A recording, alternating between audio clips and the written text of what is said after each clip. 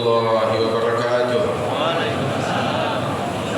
Alhamdulillah wassalatu wassalamu ala sayyidina Rasulillah Sayyidina Muhammad bin Abdullah wa ala alihi wa sahbihi wa mawalah. Maba'ad, kita bersyukur kepada Allah Subhanahu wa taala di pagi hari yang mulia ini bersama-sama kita hadir di majlis yang mulia yang ditasis oleh orang-orang yang mulia, Imam Al-Arif Billah Al-Habib Ali bin Abdul Rahman bin Abdullah Al-Habsyi. Mudah-mudahan Allah angkat derajat beliau dan Allah Ta'ala berikan berkah kepada kita dengan berkat beliau.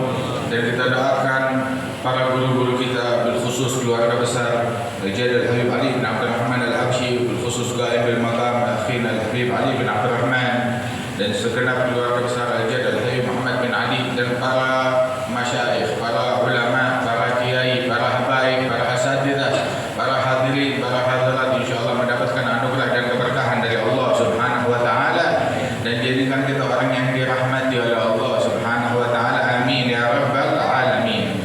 Dibahas di majlis ini, alhamdulillah kita masih berada di awal bulan Muharram, bulan yang dimuliakan oleh Allah Subhanahu wa taala. Muharram ada agenda di awal tahun, sebagaimana disabdakan oleh Rasul sallallahu alaihi wasallam bahwasanya di dalam hadis, innamal a'malu binniyat wa innamal likulli imri'in ma nawa. Man kanat hijratuhu ila Allah wa rasulih fa hijratuhu ila Allah wa rasulih, wa man kanat hijratuhu lidunya yusibuha aw imra'atin yankihuha fa hijratuhu ila ma hajara ilaiha. Ada hadis diriwayatkan oleh Imam Bukhari dan Muslim. Di dalam hadis ini Rasul sallallahu alaihi wasallam menyebutkan tentang niat. Sesungguhnya al-amal binniat, setiap amalan itu harus dengan niat. Dihitungnya amalan tersebut kalau dia niatkan, dan masing-masing mendapatkan sesuai apa yang dia niatkan. Dan waktunya niat itu adalah di awal, di permulaan. Dan amalan itu tergantung dari niatnya, permulaannya. Kalau awalnya baik, maka insya Allah Allah Ta'ala bakal lengkapi kebaikan tersebut. Di dalam hadis yang lain juga disebutkan innamal a'mal bi khawatimiha. Amalan-amalan seseorang itu tergantung dari penutup-penutupnya. Kalau ditutup dengan kebaikan, insya Allah semuanya jadi baik.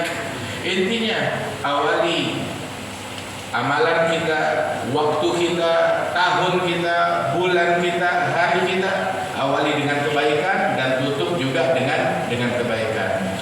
Minimal kebaikan itu adalah dengan niat untuk berbuat baik.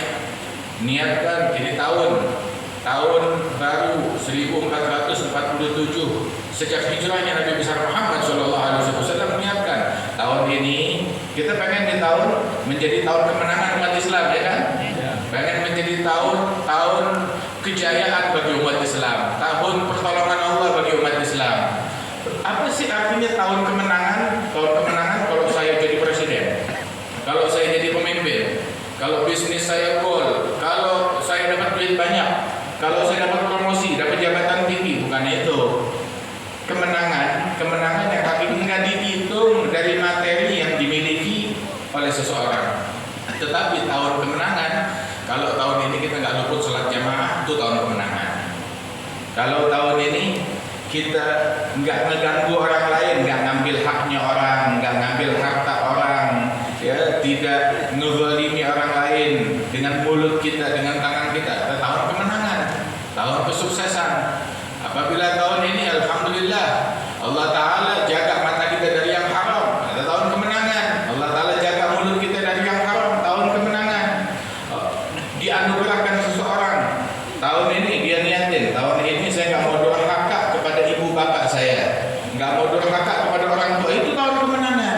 Niatkan, ya saya tahun ini bikin tuh niat, pasang niat, tahun ini saya nggak mau durhaka kepada orang tua, tahun ini saya nggak mau mutusin silaturahmi, saya mau nyambung silaturahmi, saya mau menyambung silaturahmi. Jadikan ini tahun nggak ada lagi yang namanya putus silaturahmi.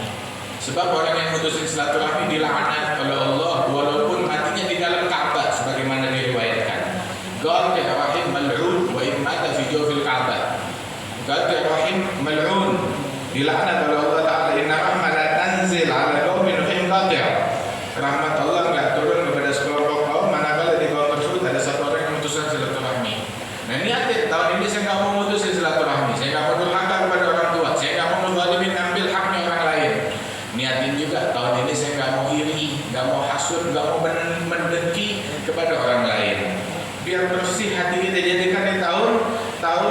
selamat batin kita dari sifat-sifat yang tercela.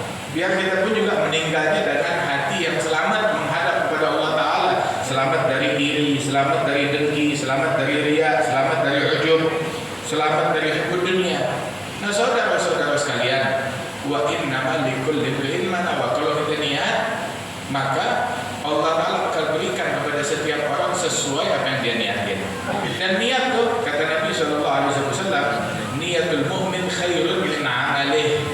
Niat mukmin lebih baik daripada amalannya. Ulama punya banyak penafsiran tentang makna hadis ini. Akan tetapi intinya penafsiran yang mudah, bahwasanya hal yang nggak bisa kita capai dengan amalan, kita bisa mencapainya dengan niat. Ini keuntungan jadi orang Islam. Amalan kita terbatas. Saya mau sedekah tiap hari 1 miliar, duit kita terbatas. Saya mau sholat tiap malam 1000 rakaat. Aduh, yang duha aja berat, witir 3 rakaat aja susah, mau cerita 1000 rakaat. Saya mau ngaji tiap hari hatam 10 kali Al-Quran. Ya baca 1 juz aja setengah mati dia bacanya. Yang nggak bisa dicapai dengan amalan, maka capai dengan niat. Dengan niat. Itu Syekh Al-Habib Salim bin Abdullah bin Umar Al-Syatiri, itu beliau sampai mengajarkan kepada kita salah satu niat itu kalau masuk perpustakaan, masuk maktabah, lihat kitab-kitab Islami yang bermanfaat. Niatnya biar saya niat untuk membaca semua kitab-kitab yang manfaat di dalam perpustakaan ini. Dapat niatnya walaupun yang dia baca cuma baru 1 atau 2. Tapi dia sudah mendapatkan niatnya. Begitu juga niat mau sedekah, niat mau berinfak. Sayyidina Junaid, Al-Imam Junaid bin Muhammad Al-Baghdadi, pemimpin tasawuf di Baghdad, itu beliau bilang, man fataha ala nafsihi bab niyyah al-hasanah fatahallahu alaihi 70 min abwab taufiq. Barang siapa yang buka buat dirinya satu pintu niat kebaikan, Allah Ta'ala bukakan untuk orang tersebut 70 pintu taufik. Apa itu taufik? Kita minta taufik. Apa itu taufik? Taufik itu anugerah dari Allah. Maknanya khalqul qudrah li ta'ah. Allah Ta'ala ciptakan untuk hamba tersebut, diciptakan kekuatan bagi itu hamba untuk taat kepada Allah. Allah Ta'ala bukakan 70 pintu taufik untuk memuluskan orang itu mewujudkan apa yang dia niatkan. Kita niat dulu, nanti dibantu, ditolong oleh Allah Ta'ala. Dalam Sahih Bukhari ada satu orang, dia musafir, terus melewati perkampungan dari kampung Bani Israel yang kebetulan kampung itu lagi krisis. Dia ngeliat itu kampung krisis, gak ada makanan, gak ada apapun, orang kelaparan, kehausan, menderita. Dia sedih, cuma dia gak punya apa-apa untuk diinfakkan. Berlalu keluar dari itu kampung, lihat bukit kecil. Dia masih sedih mikirin orang yang ada di kampung itu. Dia bilang dalam hatinya, dia bilang dalam hati, andaikan bukit ini adalah gandum, roti gandum, dan milik saya, niscaya akan saya sedekahkan kepada penduduk desa tadi. Berangan-angan, andaikan ini bukit, ini gunung, terbuat dari roti gandum dan milik saya. Nah, ini 2 hal nih.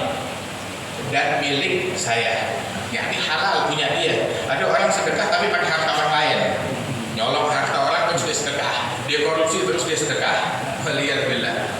Nah, itu andaikan ini roti gandum dan milik saya, ini saya akan saya sedekahkan semuanya buat penduduk desa. Cuma hanya berangan-angan, berhayal, berniat. Kemudian gak lama dia berjalan, dihadang oleh seseorang. Di depan dia ada satu orang yang wajahnya enak dipandang.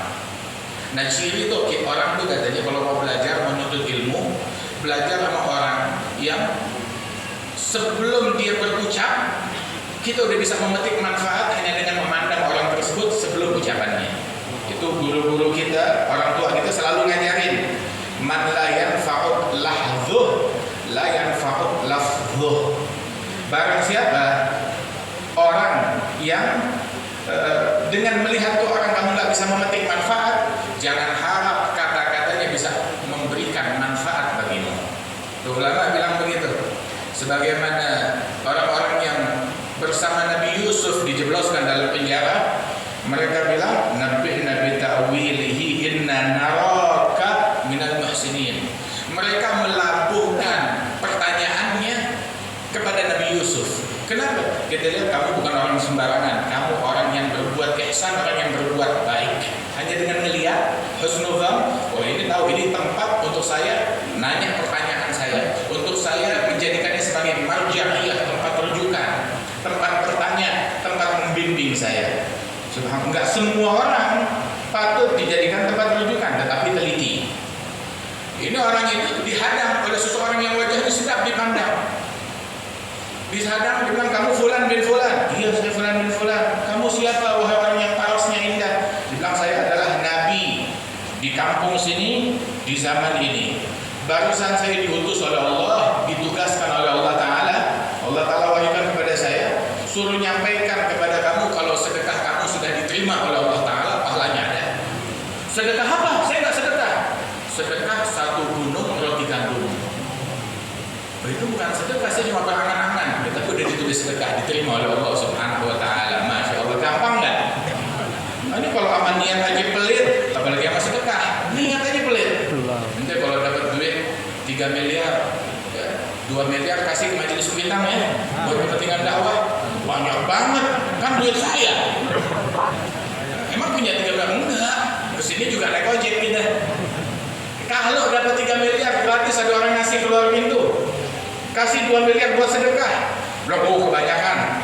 1 miliar tuh banyak banget. Emang itu ngapain? Lo ngapain? Hatta niat pelit, kikir. Lihat bilang niatin, tekadkan.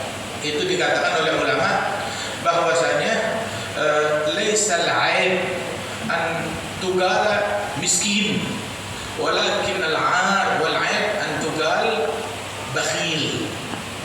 Yang menjadi aib, yang menjadi celah, yang memalukan bukan ketika kamu dipanggil, hei miskin.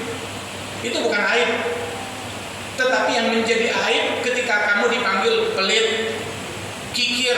Nah itu yang aib. Dipanggil miskin, Nabi Muhammad orang yang paling pro sama orang miskin. Sampai beliau bilang, Allahumma ini miskinan wa tawaffani miskinan wahsyurni fi zumratil masakin. Ya Allah, hidupkan saya di bukunya orang miskin, matikan saya di barisan di bukunya orang miskin, dan bangkitkan saya hari kiamat bersama orang-orang miskin. Sallallahu alaihi wasallam. Orang yang sekarang teriak-teriak pro kemiskinan, mau hidup miskin? Gak mau. Mau mati miskin juga gak mau. Waliyahulillah min dzalik. Hakala Rasul sallallahu alaihi wasallam mengajarkan sampai demikian, sedemikian rupa. Karena saudara-saudara sekalian dipasang niat. Tahun ini niatin, apa yang mau kita lakukan? Apa yang mau kita? Saya niat tahun ini saya nggak mau luput salat jamaah. Tahun ini saya mau salat duha, nggak mau luput 1 hari pun tanpa salat duha. Tidak mau luput 1 hari pun tanpa salat witir. Saya nggak mau luput qiyamul lail, tahajud, walaupun 15 menit sebelum subuh saya sudah siap tahajud saya. Nah ini namanya istiqamah yang diajarkan oleh Rasul sallallahu alaihi wasallam. Nabi bilang, al istiqamatu fil harji ka hijratin ilayya. Istiqamah di masa-masa fitnah. Di masa-masa fitnah. Apa itu masa fitnah? Banyak terjadi pembunuhan, banyak terjadi kerusuhan. Sekarang kita kalau buka beritanya semuanya pembunuhan. Wah, di Palestina terbunuh sekian, di Gaza terbunuh sekian. Dari sesuatu yang mengejutkan, karena sering kita lihat, jadi seolah-olah oh biasa, ini hari nggak begitu banyak. Waliyad bilang mendalik. Nah ini adalah penyakit. Nah saudara-saudara sekalian, yaitu ini masa-masa fitnah. Itu akhir zaman, yaksurul harj. Banyak terjadi pembunuhan, pembantaian. Nah itu istiqamah di masa-masa fitnah, pahalanya kata Rasulullah seperti berhijrah kepada saya, kata Nabi Muhammad. Sahabat hijrah kepada Nabi Muhammad 15 abad yang lalu. Oh sekarang saya mau hijrah kepada Nabi Muhammad, masih bisa gak? Telat 15 abad. Masih bisa gak? Bisa. Bagaimana? Dengan kita istiqamah. Pahalanya seperti hijrah kepada Nabi Muhammad. Terus di hadis ini, hadis dicontohkan tentang hijrah. Salah satu untuk ikhlas dalam beramal. Nabi ngasih contoh barang siapa yang hijrahnya, sahabat hijrahnya kemana? Sahabat hijrahnya kemana? Ke Madinah Al-Munawwarah. Itu kan yang kita tahu. Tapi Nabi nggak bilang barang siapa yang hijrahnya ke Madinah, enggak. Nabi sebut hijrahnya kepada Allah dan Rasulnya. Hijrah kepada Allah dan Rasulnya. Ini ada orang kalau jamaah haji mau pergi haji ke Madinah, jangan niatin ziarah Nabi, niatin ziarah masjid. Dari mana tuh aturannya? Itu hadis maka hijratuhu ilallahi wa rasul, yang hijrahnya menuju kepada Allah dan Rasulnya. Kalau datangnya ziarah Nabi bid'ah, yang boleh ziarah masjid. Emang apa? Ziarah karpet, ziarah AC, ziarah kaligrafi, ziarah ornamen, ziarah marmer, ziarah tiang, ziarah atap. Itu boleh. Tapi kalau ziarah Nabi itu namanya bid'ah. Oh, salah ngaji nih orang. Kan tadi udah dibilang, kita kalau mau ngaji, lihat orang tuh yang mukanya mencerminkan cahaya ilmu, bukan cahaya dengki, bukan cahaya kebencian. Beliau bilang mendalik, berburu dari sumber yang benar. Ini majelis Al-Habib Ali bin Abdul Rahman Al-Habsyi. Ini majelis sudah berjalan lebih dari 135 tahun, hampir 140 tahun. Lihat masih berkah. Manfaatnya di mana-mana. Alhamdulillah, nikmat yang besar dari Allah Subhanahu wa taala. Nah, itu Rasul sallallahu alaihi wasallam mengajarkan itu kita demikian. Hijrahnya kepada Allah dan Rasulnya. Maka ditulis pahalanya hijrah kepada Allah dan Rasulnya. Kata Rasul sallallahu alaihi wasallam. Terus juga disebutin tadi, begitu Rasulullah sampai ke Madinah, Nabi mau dibunuh, dikejar, diteror, diganggu, mau dibunuh. Hingga diperintahkan untuk berhijrah. Terus Rasulullah saat berhijrah dikejar-kejar, ingin dibunuh, dilakukan pengejaran. Tapi begitu sampai ke Madinah, Nabi bukan bilang, hei muslimin, mana senjata kalian, mana pisau kalian, mana golok kalian, ayo kita balas dendam. Nabi datang ke Madinah bukan memprovokasi massa, sebab provokasi produk iblis, bukan produk Nabi Muhammad. Nabi begitu nyampe ke Madinah malah dipanggilin semua orang, yang muslim, yang kafir, yang ansar, yang muhajirin, penduduk setempat ataupun pendatang, semuanya dipanggil oleh Rasul SAW. Nabi bilang, pokoknya manusia yang saya panggil, apapun agamanya, apapun sukunya, apapun bangsanya, apapun kampung halamannya, apapun budaya dan latar belakang dia, pokoknya dia manusia saya panggil. Ayyuhan nas, wahai sekalian manusia. Diapain? Mau diajak dialog, mau diajak menjaga keamanan, menjaga kerukunan, menjaga stabilitas negeri. Beliau bilang, ayuhan nas, kalian manusia, afsyus salam, sebarkan salam, sebarkan kedamaian, sebarkan salam. Salam itu ada dua, ada ucapan assalamualaikum. Tapi makna daripada salam, saat kita bilang assalamualaikum kepada seseorang, maknanya kamu selamat dari gangguan mulut saya, dari gangguan tangan saya, dari gangguan hati saya. Itu jaminan keselamatan kepada seseorang. Nabi panggil semua orang, afsyus salam, sebarin salam. Silul arham, sambung silaturahmi. Islam nggak ngajarin orang mutusin silaturahmi. Silaturahmi wajib walaupun terhadap kerabat yang non muslim. Sayyidah Khadijah radhiyallahu anha, waktu pertama Nabi Muhammad terima wahyu, Siti Khadijah menyebutkan perangainya Rasulullah. Nabi baru sehari terima wahyu, langsung datang ketemu Siti Khadijah, pulang. Kemudian dalam keadaan khawatir, Siti Khadijah bilang kepada Rasulullah, wallah la yukhziyaqallahu abada innaka latasul rahim wa tugrid dhaif wa tu'in ala nawaibil haq. Allah enggak bakal mengecewakan engkau. Siapa orang yang enggak bakal dikecewakan Allah?